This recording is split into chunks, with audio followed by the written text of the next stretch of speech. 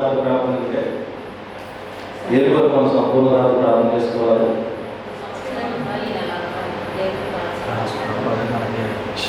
అది కూడా కాకుండా మన యొక్క సమస్యల పట్ల, మన యొక్క సంఘాల పట్ల, మన యొక్క ఇరుగు పొరుగు వారి పట్ల కూడా మనం ఈ రాత్రి ప్రార్థన చేసుకోవాలి.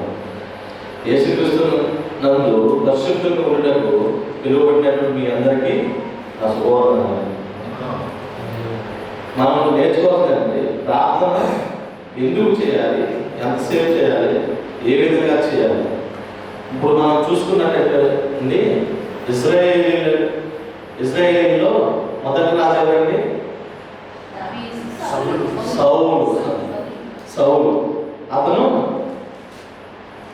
ఇజ్రాయేలీకి రాజుగా వ్యవహరించాడు. కానీ మధ్యలో అతనికి ఒకటి వచ్చిందండి. ఏమొచ్చింది ఏమండి? అహంకారం పెరిగిపోయింది. ఫస్ట్ అతనికి బాగా అహంకారం, అసూయ వచ్చేసింది. ఇంకేముందలే, మనందరికి దేవుడు, యేసు ప్రభు వారు మనందరి దేవుడు అయినట్టు ఇజ్రాయేలుకి దేవుడు అనుకున్నాం. ఇంకా ఆయన ఏం చేశాడండి? ఇజ్రాయేలు పట్ల ఎంతో రక్షణ మార్గం విడిచిపెట్టేసి పాప మార్గం ఎంచుకున్నాడు. పాప మార్గం ఎంచుకొని ఇజ్రాయేలుని ఎంతో బాధ పెట్టడము, ఎంతగానో అతన్ని వాళ్ళని శిక్షించడము, రక్షణ మార్గం వదిలేసి ఏ మార్గం ఎంచుకున్నాడు? పాప మార్గం ఎంచుకున్నాడు. దాని గురించి మనం ఈరోజు మనం తెలియజేసుకున్నాం ఈ ఆన్లైన్ ప్రార్థనలో. 1 సమూయేలు గ్రంథము 15:10. అప్పుడు యెహోవా వాక్కు సమూయేలునకు ప్రత్యక్షమై ఇలాగు సెలవిచ్చెను. సౌలు నన్ను అనుసరింపక వెనుతీసి నా ఆజ్ఞలను గైకొనకపోయిన గనుక అతన్ని రాజుగా నిర్ణయించినందుకు నేను పశ్చాత్తాపడుచున్నాను. అందుకు సమూయేలు కోపవేశుడై రాత్రంతా యెహోవాకు మొరపెట్టుచుండెను. ఇక్కడ సౌలుని రాజుగా చేసినటువంటి ప్రవక్త ఎవరండి? సమూయేలు ఏమని చింతిస్తున్నాడంటే ఇజ్రాయేలులో యేసులాగా చేద్దాం అనుకున్నాడు. సౌలుని యేసులాగా చేద్దాం అనుకొని ఆయన ఎంతో ఇష్టంగా సౌలుని ఒక రాజ్యాధికారం అప్పగించాడు. మనకు రాజ్యాధికారం అప్పగిస్తే మనం ఏం చేస్తామండి? దాన్ని ఎట్లా ఆలోచించాలి? మనం అందరం సంఘంలో ఉన్నప్పుడు మనకి ఒక రాజ్యాధికారం అప్పగించినప్పుడు మనం ఏం చేయాలి? మన సంఘం పట్ల బాధ్యతగా నడుచుకోవాలి. ఎంతో అనుసంధానంగా కలిసిపెట్టి మనందరూ ఒక కుటుంబం అండి. మన కుటుంబం ఇదంతా మన కుటుంబమే. ఇప్పుడు మనం ఉన్నదంతా మన యొక్క కుటుంబం. మన యొక్క కుటుంబం పట్ల మనం ఎట్లా ఉండాలి? ఎంతో ఆసక్తి. ఇప్పుడు వారికి బాధ వచ్చినా కానీ మనం పంచుకోవాలి, మనకు బాధ వచ్చినా కానీ మన తోటి వారు పంచుకోవాలి, అట్లా ఉండాలి. కానీ సౌలు ఏం చేశాడు?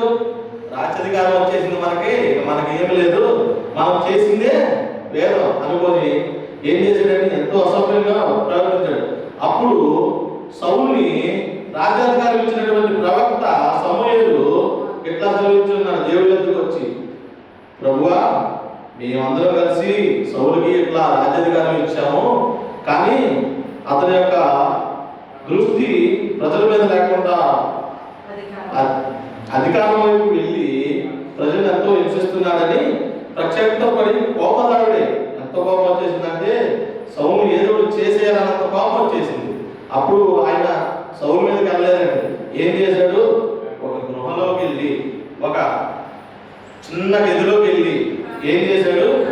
రాత్రంతా ఏం ప్రార్థన చేశాడు? అప్పుడు సంపూర్ణ ప్రార్థన.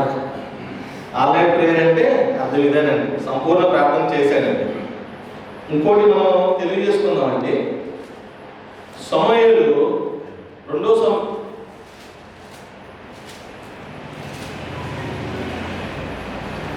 సమూయేలు గ్రంథము 12:16 యెహోవా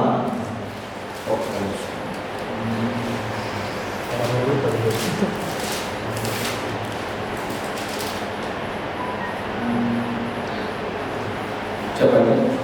యెహోవా యెహోవా ఉరియా భార్య దావీదునకు కనిన బిడ్డను ఉరియా భార్య దావీదునకు కనిన బిడ్డను ఎత్తినందున అది బహు జబ్బు పడెను. దావీదు ఉపవాసం ఉండి లోపలికి పోయి రాత్రంతయు నేలపడి ఉండి బిడ్డ కొరకు దేవుని బతిమాలగా ఇంటిలో ఎన్నికైన వారు లేచి అతని నేల నుండి లేవనెత్తుటకు వచ్చిరు కానీ అతడు సన్నతింపక వారితో కూడా భోజనం చేయకుండెను. భోజనం కూడా చేయకుండెను. 7వ దినమున బిడ్డ చాలా ఇక్కడ మనం తెలుసుకుంటుంది రెండోది ఏంటంటే దావీదు. ఎవరండి దావీదు? ఏ రాజు? మొదటి రాజు ఎవరు? సౌలు. ఏం చేశాడు? అట్లాంటి చేస్తున్నాడు కాబట్టి సౌలుని దింపేసి, అతని అధికారాన్ని దింపేసి, అతని అహంకారాన్ని తొక్కేసి రాజుగా ఇంకొకరికి ఎవరికి అవకాశం ఇచ్చారు? దావీదుకి అవకాశం ఇచ్చారండి. ఇతడు కూడా తప్పులు చేశాడు. దావీదు కూడా ఎవరిని? ఉరియాతో భార్యగా చేసుకుని అతనితో ఒక సంతానం కంటాడు. ఆ సంతానం అది దేవుడికి నచ్చల. ఎందుకని నచ్చలేదండి?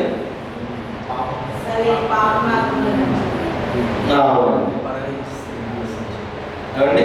పరాయి స్త్రీని ఆశ్రయించారు. మనం ఆశ్రయించవచ్చునల్లా. మనం సన్నిధిలోకి వస్తున్నాం. అలాంటి తప్పులు చేయకూడదు.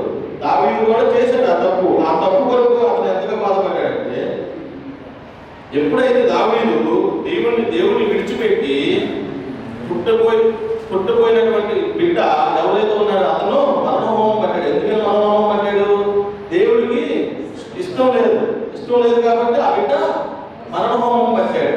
అయితే అప్పుడు ఏమైందంటే అండి, దావీదు కూడా బిడ్డ కన్నాడు, అంతా బాగానే ఉంది, అన్ని బాగానే ఉంది, మరణహోమం పట్టాడు. అయినా కానీ దావీదు దేవుని విడిచిపెట్టడా. ఏం చేశాడు? చేశాడండి? ఏం ప్రార్థన చేశాడు? సంపూర్ణ ప్రార్థన చేశాడు. మనం కూడా అంటే మన జీవితాల్లో కూడా అంటే ఎటువంటి అడ్డంకులు వచ్చినా కానీ, ఎటువంటి దుడిదొరుకులు వచ్చినా కానీ సంఘాన్ని వదిలిపెట్టకూడదండి, ప్రార్థన వదిలిపెట్టకూడదు, మన తోటి వాళ్ళు వదిలిపెట్టకూడదండి. ఎట్లా ఉండాలంటే అందరి పట్ల మనం ఎంతో విశ్వాసంగా ఆప్యాయంగా ఉండాలండి. ఇప్పుడు మనం దావీదు పట్ల మనం తెలుసుకున్నది ఏంటండి? ఎంత కష్టం వచ్చినా కానీ దేవుణ్ణి విడిచిపెట్టకూడదు. దేవుడిని విడిచిపెడితే మనం ఉంటామండి? మన ఎంత వాడమండి? దేవుడే మన ఎంత ఉండాలి దేనికైనా కానీ. దేవుని మనం ఎప్పుడు కానీ చివరాగా బిడ్డ చనిపోయినా కానీ దావీదు దేవుని విశ్వాసం వదలలేదండి. విశ్వాసం వదలక ఇక్కడ చూడండి, తన ఇంటిలో ఎట్లా ప్రార్థించాడండి? రాత్రంతయు ఏమేమి ప్రార్థించాడు? నేలపడి ప్రార్థించాడండి. ఎవరు? ప్రభువా, అంతా మనకి ఏం జరిగినా మేలు జరిగినా కానీ దేవుడి చిత్తం కలుగుతారు. మనకి ఏదైనా కీడు జరిగినా ఒక మేలు కొరకేనండి. మనం ఏదైనా కానీ మనకు కీడు తలపెట్టి ఉన్నదంటే అది ఒక మేలు కొరకేనండి. మనం ఎప్పుడు దేవుడి విశ్వాసం వదలకూడదండి. విశ్వాసం వదిలేమంటే అన్నిల్లో కలిసిపోదు, అన్నిల్లో మనం కలగకూడదు. మన ద్వారా ఎప్పుడైనా కానీ ఒక ఆత్మ రక్షింపబడాలి కానీ మనం లోకస్తుల్లోకి వెళ్ళకూడదండి. మనతో పాటు ఉన్న వారిని కూడా మనం 4 దేవుడి మాటలు చెప్పి దేవుళ్ళకి తీసుకొస్తే 100 ఎకరాలు సంపాదించిన రైతు కంటే కూడా అండి ఒక్క విశ్వాసం సంపాదించినటువంటి ఎంతో సంతోషంగా దేవుడు ఫీల్ అవుతూ ఉంటాడండి. ఈరోజు మన సంపూర్ణ రాత్రిలో మనకు ఉన్నటువంటి సమస్యలకు కానీ